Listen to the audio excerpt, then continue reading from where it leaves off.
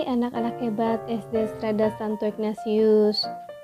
Semoga kalian semua bersama orang tua dan kakak adik dalam keadaan sehat, baik, dan dalam damai sejahtera dalam Tuhan. Hari ini, tanggal 16 Oktober 2021, kita bersama-sama merayakan Hari Pangan Sedunia. Apa sih Hari Pangan Sedunia itu? Sejarah peringatan Hari Pangan Sedunia bermula dari konferensi FAO ke-20, yaitu pada bulan November 1976 di Roma, yang memutuskan untuk dicetuskannya resolusi nomor 179 mengenai World Food Day. Resolusi yang disepakati oleh 147 negara anggota FAO termasuk Indonesia menetapkan bahwa mulai tahun 1981, segenap negara anggota FAO setiap tanggal 16 Oktober memperingati Hari Pangan Sedunia atau yang sering disingkat dengan HPS. Keuskupan Agung Jakarta pada tahun ini mengambil tema HPS, membangun ketahanan pangan dan gizi.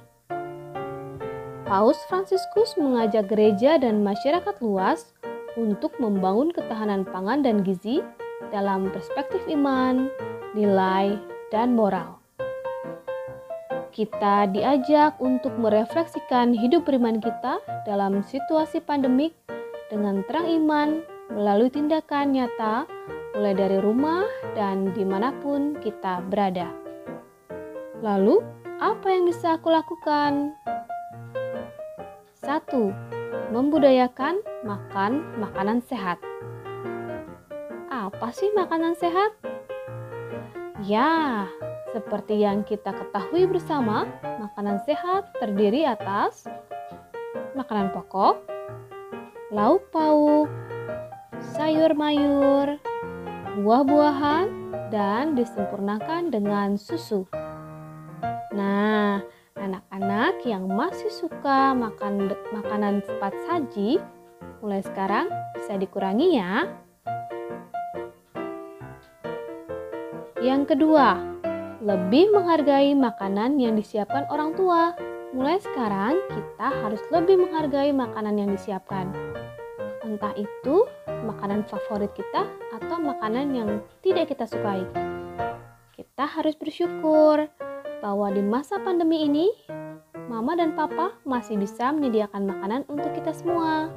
Yang ketiga, mengambil makanan secukupnya dan menghabiskannya. Ingat, yang kita makan sesuai dengan kebutuhan kita. Jangan sampai kita membuang makanan. Masih banyak loh teman-teman seusia kita yang berkekurangan dan membutuhkan makanan. Yang keempat, menjaga kualitas tanah, air, dan udara. Karena tanah, air, dan udara dibutuhkan untuk menghasilkan makanan yang berkualitas. Caranya seperti apa? 1. Membuang sampah di tempatnya. Yang kedua, mengurangi penggunaan kantung plastik.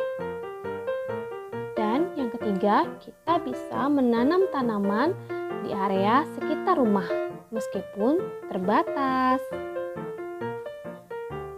Lalu yang terakhir, mau berbagi dengan orang yang membutuhkan. Caranya dengan menyisihkan uang jajan kita, atau dengan membagi makanan pada orang yang lebih membutuhkan.